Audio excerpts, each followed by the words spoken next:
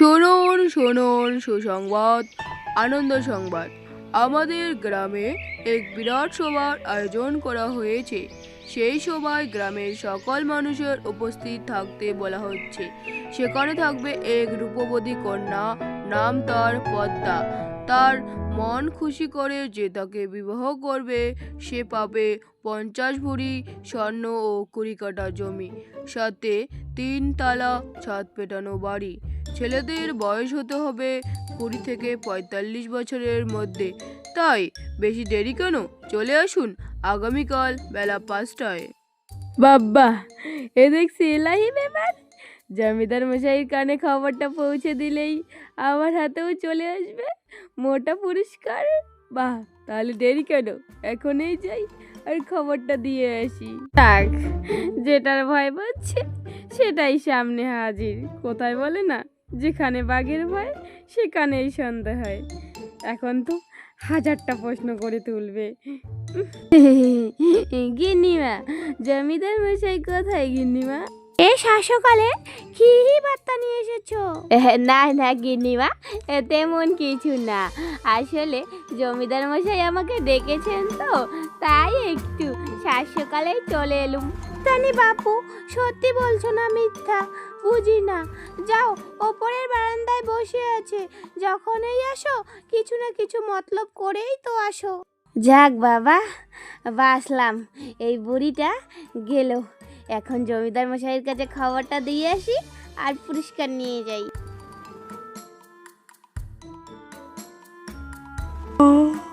পদ্ম, তোমার ক্ষমা, আমি পাগল।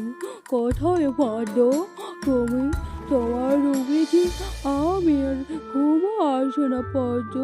তুমি কবে আসবে আমার কাছে পদ্ম? জমিদার মশাই, ও জমিদার মশাই, কি ভাবছেন জেগে জেগে? পদ্ম, তুমি এসেছো আমার কাছে? ও, তুমি বলো কি? আপনি কাকে ভাবছেন জমিদার মশাই? আপনি কি অন্য কাউকে ভাবছেন? ও, বেশি কথা বলবে না, আমি কাউকেই ভাবিনি। বলো কেন এসেছো? আহ, বুড়ো হয়েছে, প্রেমের যৌবন জেগেছে, আর আমাকে সাজাচ্ছে। নাহাত পুরস্কারের জন্য এসেছি, না হলে আমার বয়ে যেত। না না, আগে জমিদার মশাই রেগে যাচ্ছেন কেন? এক খুশির খবর আছে, যেটা শুনে আপনি চমকে যাবেন। আমাদের গ্রামে এক রূপবতী কন্যা আসবে কালকে, নাম তার পদ্মা। ওনাকে যে খুশি করে বিবাহ করতে পারবেন তাকে দিবেন 50 ভরি স্বর্ণ, 20 কাঠা জমি ও ছাদ পেটানো একটি বাড়ি। তাই তো এই খুশির খবরটা আমি আপনাকে দিতে আসলাম জমিদার মশাই। ও, সত্যি সত্যি পল্টু, তুই ঠিক শুনেছিস তো? নাম তোর পদ্ম ছিল? তাহলে আমার কি স্বপ্নের পদ্মা এসেছে? হা হা, ঠিক আছে, কালকে বিকেল 5টায় প্রতিযোগিতায় আমার নামটা দিও পল্টু। আগে জমিদার মশাই, তাহলে আমার পুরস্কারটা দেন। এই নাও তোমার পরিষ্কার পল্টু। কি জমিদার মশাই, বুড়ো হয়েছেন, এখনো এসব বাদ দেননি? এখন কি এগুলো মানায়? আপনার বয়সের সাথে সাথে গরিবের সেবা করুন, ভগবানের নাম নিন। সেই কাল থেকেই দেখে আসি আপনি শুধু এখনো আপনার স্বপ্নের পদ্মাকেই খুঁজে যাচ্ছেন। উনি যদি সত্যিকারে থাকতেন তাহলে অবশ্যই ভগবান ওনাকে আপনার কাছে পাঠিয়ে দিতেন। চুপ করো, চুপ করো, অশুভ কথা বলবে না। আমার পদ্মাকে নিয়ে তুমি কোনো অশুভ কথা বলবে না। অবশ্যই পদ্মা আমার কাছে আসতো, শুধু তুমি আমার জীবনে এসে গেছো তাই পদ্মা আসলো না, মোটা ড্যামরা একটা। ভগবান, আমার বলে আমি নাকি মোটা ড্যামরা, তুমি হলে উত্তম কুমার। তোমার কপাল ভালো, আমার মতো মেটা ড্যামরারে পাইছো, না হলে তো সেটাও জুটতো না। লালালাও লালালাও, বেশ ভালোই লাগছে, অনেক সুন্দরও লাগছে।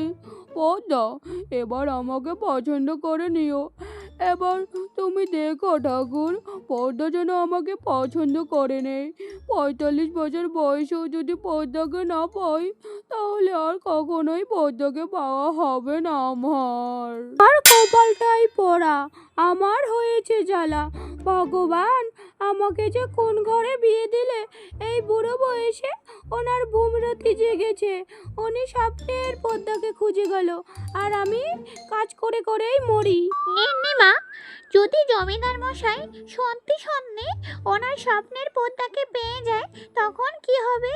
তুই চুপ কর চাপা, তুই কাজ কর, নিজে কাজে মন দে, ওসব তোকে ভাবতে হবে না। উনি তো বুড়ো বয়স হয়েছে, ওনার ভূমরতি ধরেছে, কোন পদ্মকে পাচ্ছে আমিও দেখব, শেষে কিনাই আমাকে ছাড়া ওর গতি নেই।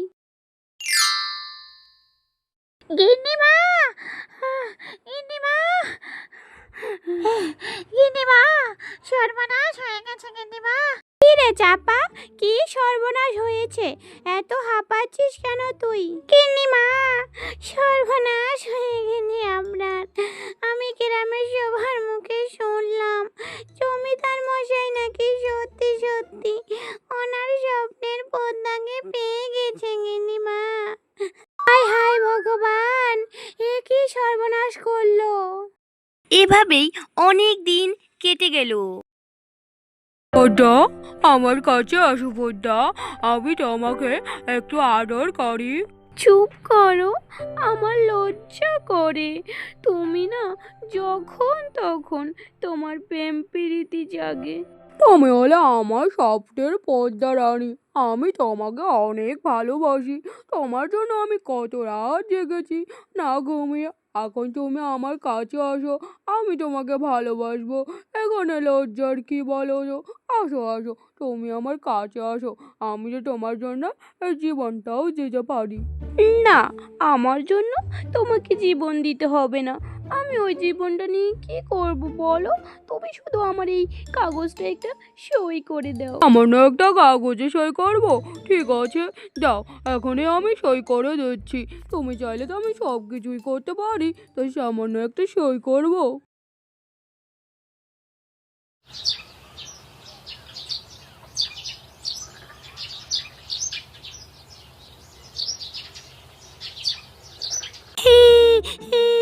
এটা কি হলো আমার সাথে? মা গো, এখন আমি কি করব? মা গো, আমার তো সব কিছু শেষ হলো। মা গো, আমি এই বুড়োটাকে কতবার বলছি, মা গো, আমার কথা শুনিনি। মা গো, আমি এখন কি করব? মা গো। এই গানটা আমার ভাল লাগে না, সকাল সকাল শুরু করে দিয়েছে। পদ্মা, পদ্মা, কোথায় গেলে পদ্মা? পদ্মা, ও পদ্মা, কোথায় গেলে? পদ্মা, পদ্মা, পদ্মা শোনা, আমার পদ্মা শোনা কোথায়? চুপ করো গিন্নি, তুমি সকালবেলা শুরু করে দিয়েছো, আর আমার পদ্মা শোনা কোথায়? চুপ করো, চুপ করো তুমি। তোমার পদ্মা সব কিছু নিয়ে চলে গেছে। মা গো, তোমার পদ্মা কিছুই রাখেনি। মা গো, পদ্মা একটা চোর ছিল। মা গো। তুমি চুপ করো গিন্নি, তুমি আমার পদ্মার বিষয়ে আর একটা খারাপ কথা বললেও আমি কিন্তু অনেক রেগে যাব, তাহলে কিন্তু কটা খারাপ হবে। আমার পদ্মা সোনা কখনো এটা করতে পারে না।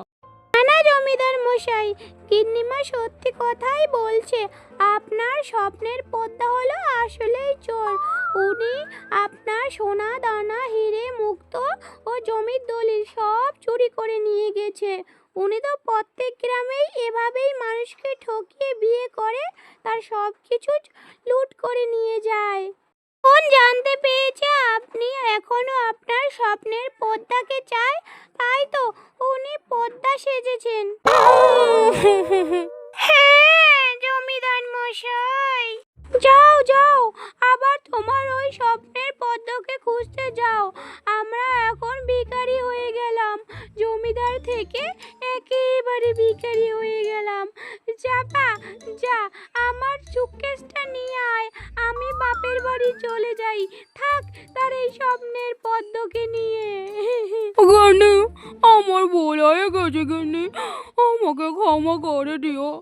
আমি বুঝতে পেরেছি তুমি আমার পদ্মা। আমি আর কখনো আমার স্বপ্নের পদ্মাকে খুঁজবো না। আমার ভুল হয়ে গেছে গিন্নি, আমি তোমার পায়ে পড়ি, আমাকে ক্ষমা করে দাও গিন্নি। আর কখনো এরকম ভুল করবো না। তবুও আমাকে ছেড়ে তুমি চলে যেও না। তুমি ছাড়া আমার আর কে আছে বলো? কি করছো তুমি? কি করছো? তুমি আমার পায়ে ধরবা না। তুমি হলে আমার স্বামী, আমার ভগবান। স্বামী পায়ে ধরো তা ভালো মানায় না। তুমি পায়ে ধরো না। ঠিক আছে, ঠিক আছে, আমি আর তোমাকে ছেড়ে কোথাও যাব না। তুমি শুধু তোমার স্বপ্নের পদ্মাকে আর খুঁজতে যেও না।